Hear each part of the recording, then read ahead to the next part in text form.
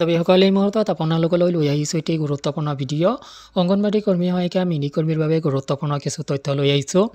অংগনবাড়ীৰ বাবে ডাঙৰ খবৰ, দৰমহা বাঢ়িব, এই সংক্ৰান্তত আলোচনা কৰা হ'ল। লগতে পাব 4টা বিশেষ সুবিধা। বিতং তথ্য আপোনালোকক এই ভিডিঅ'টো জনাব চেষ্টা কৰিম। মূল ভিডিঅ'টোলৈ যোৱাৰ আগতে আপোনালোকক জনাম সৰু এটা ৰিকুৱেষ্ট, এনেধৰণৰ ভিডিঅ'বোৰ নিতৌ পাবলৈ চেনেলটোলৈ নতুন আহিলে চেনেলটো ছাবস্ক্ৰাইব কৰি ল'ব।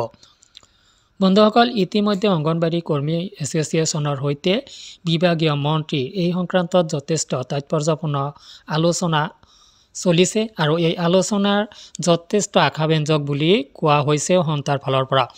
এই সংক্ৰান্তত যথেষ্ট গুৰুত্বপূৰ্ণ কিছু তথ্য আপোনালোকক সদৰি কৰিম এই ভিডিঅ'টোত।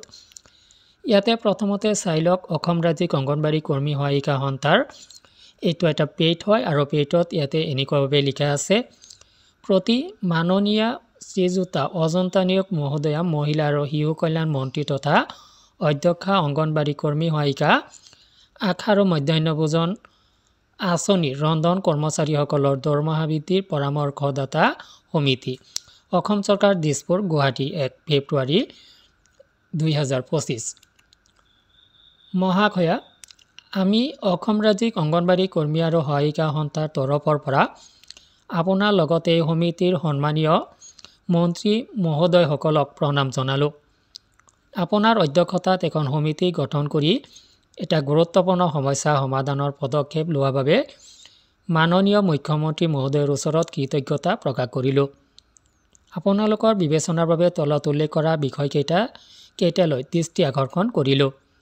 1. অংগনবাড়ী কৰ্মী, অংগনবাড়ী সহায়িকা আৰু অংগনবাড়ী মিনি কৰ্মীসকলৰ বাবে ৰাজ্য চৰকাৰৰ তৰফৰ পৰা অতিৰিক্ত এডিশ্যনেল টু চেণ্ট্ৰেল গভৰ্ণমেণ্ট মাননি আদায় দিয়া সন্দৰ্ভত সংশ্লিষ্ট সকলো পক্ষৰে সৈতে আলোচনা কৰি মহিলা আৰু শিশু কল্যাণ বিভাগীয় সঞ্চালকালয়ে 12 নৱেম্বৰ 2023ত চৰকাৰৰ বিবেচনাৰ বাবে এক প্ৰস্তাৱ প্ৰেৰণ কৰিছিল।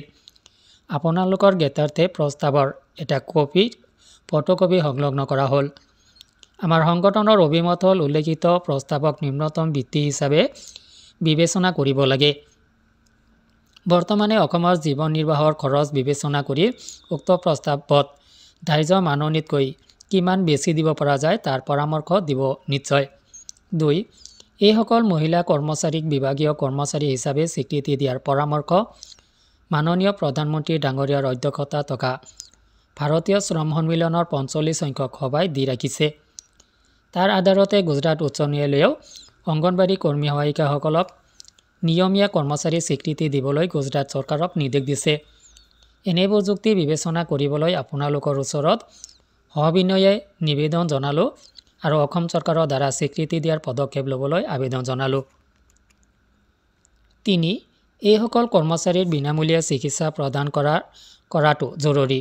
কৰ্মচাৰী ৰাজ্য বীমা আঁচনিৰ অন্তৰ্ভুক্ত কৰাৰ পৰামৰ্শ বিবেচনা কৰে যেন। 4. গুজৰাট আৰু কৰ্ণাটকৰ দৰে অসমতো গ্ৰেচুইটি আদায় দিয়াৰ ব্যৱস্থা হ'ব লাগে। 5. বোনাছ দিয়াৰ ব্যৱস্থা নোহোৱালৈকে পূজা অথবা বিহুৰ সময়ত উৎসৱ ভাত্তা প্ৰদান কৰাৰ পদক্ষেপ ল'বলৈ অনুৰোধ জনালোঁ।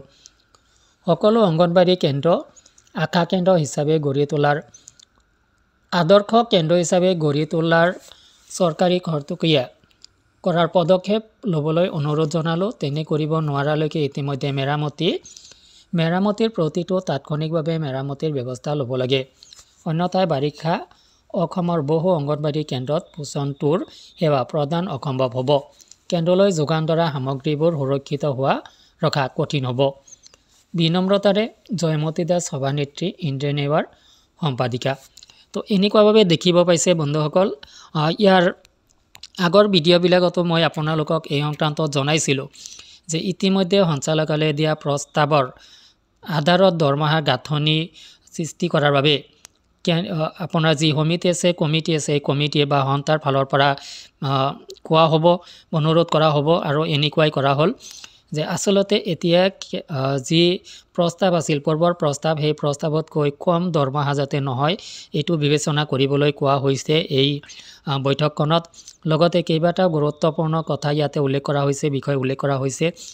এতিয়া চৰকাৰে কি কৰিব পিছতহে লক্ষণীয় হ'ব এই বিষয়সমূহ।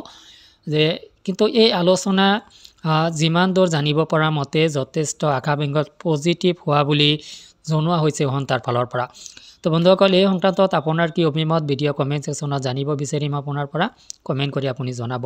আজিলৈ এৰিছোঁ, ধন্যবাদ।